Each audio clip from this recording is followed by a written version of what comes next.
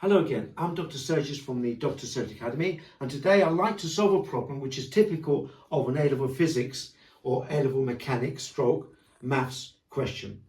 And it concerns a truck of mass 2,000 kilograms, which is roughly 2 tons, and which pulls a trailer of mass 3,000 kilograms along a level road. I did a sketch of the actual situation. The truck and trailer accelerate at 1.2 meters per second squared. The friction and the air resistance act on both truck and trailer, and the total drag force is a constant 3,000 newtons, with half of this force acting on the trailer. So that's about 1,500 newtons on the trailer and 1,500 newtons on the truck, because that's half of the actual total drag force, 3,000 newtons. We've got to calculate the drive force, D, which is this force here, and the tension, T, in the tow bar. So what happens is that the truck pulls the trailer with the tension T. Now, because of Newton's third law of motion, the truck, being body A, pulls body B with a force of T.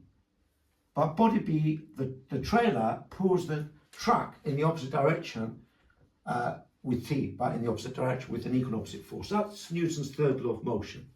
Now, I did a sketch of the actual situation, and we're going to regard the truck and trailer as one unit. Okay, so we're going to apply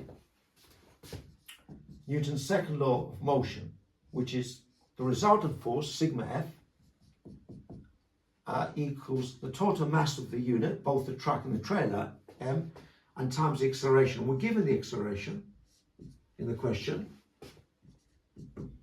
as 1.2 meters per second squared. Right? Okay.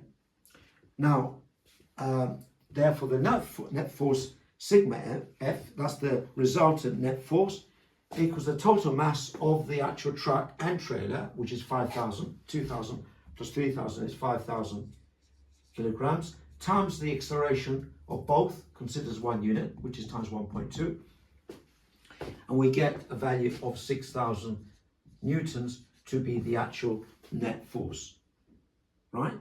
Now, what we want to do is we want to find out what the actual driving force is.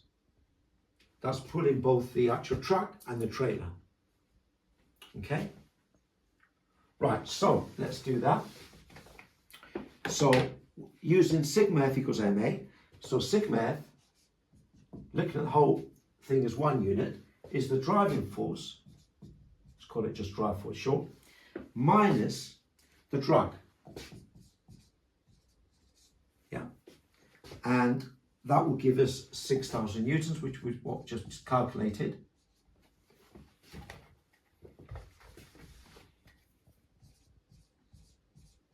Okay. And the driving force is the unknown, let's call it just drive, and minus the drag, which is 3,000, and that's equal to 6,000 newtons. And then from that, we can just rearrange the expression, therefore the driving force is equal to 6,000 plus 3,000, and that's equal to 9,000 newtons. So 9,000 newtons is the driving force, and we use sigma F equals ma. Newton's second law of motion.